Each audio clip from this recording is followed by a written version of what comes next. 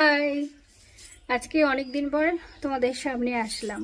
তা কিছুদিন অনেক কাজ ছিল বলে সেইভাবে না ভিডিও আপলোড করতে পারি না। তা আজকে একটু স্পেশাল দিন বলতে আজকে আমাদের বাবা মানে আমার দিদির বুড়া বেটা তো তার আজকে জন্মদিন। তা প্রতিবার ওগুলো আগে মা যখন ছিল মা করতো, আমিও মার সাথে হেল্প করতাম। তা মা চলে যাওয়ার পর থেকে আমি যেটুকু পারি রান্নাবান্না করে দিই। তো রান্নাবান্না করে দিয়ে আমাকে দোকানে চলে যেতে হবে, সব গুছিয়ে রেখে যাব। তা এসে বাবাকেই খাবারটা খেতে হবে, মানে নিজের খাবারটা নিজেকেই বেড়ে নিতে হবে। আমি সব গুছিয়ে রাখবো। তা দিদি আসতে পারেনি, দিদির ছেলের পরীক্ষা চলছে সেই কারণে। তাই আমি আজকে সমস্ত কিছু আয়োজন করে রেখে দিয়েছি। তা কী আয়োজন করেছি চলো তোমাদেরকে একবার দেখিয়ে। প্রথমে হচ্ছে ভাত, কম্পালসারি, যেটা সবারই থাকে আর কি। তারপরে এখানে করেছি হচ্ছে পাঁচ ভাজা, মানে পটল ভাজা, বেগুন ভাজা, কাঁচকলা ভাজা, ভেন্ডি ভাজা, মিষ্টি কুমড়ো ভাজা।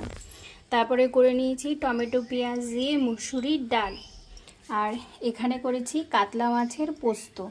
আর স্পেশাল বলতে আমরা যেহেতু মাংসটা খাই না, তাই এখানে করে নিয়েছি অল্প করে পোলাও। আর এইখানে করেছি সাদা ঠিক নয়, মানে ক্যামেরায় দেখাচ্ছে আর কি একটু হলুদ, তা ওই হলুদ আর সাদা কম্বিনেশানেই এখানে হচ্ছে আলুর দম। আর আরও আছে, চলো সেগুলো তোমাদেরকে দেখাই।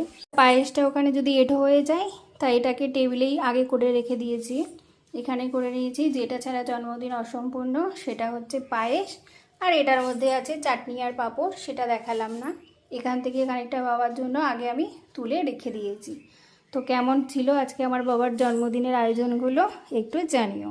দেখো, এইভাবে বাটিতে আমি সব সাজিয়ে রেখেছি, ডাল, স্যালাড, চাটনি, পায়েস, ভাজা, তার মধ্যেই পাঁপড় ভাজা, মাছ, পোলাও, আলুর দম, মিষ্টি। শুধু ভাতটা বেড়ে রাখলাম না, তো সেটা বাবা এসে নিজে বেড়ে নেবে, কারণ বাবা একটু গরম ভাত খেতেই ভালোবাসে। তো কেমন হয়েছে আজকে মেনুগুলো?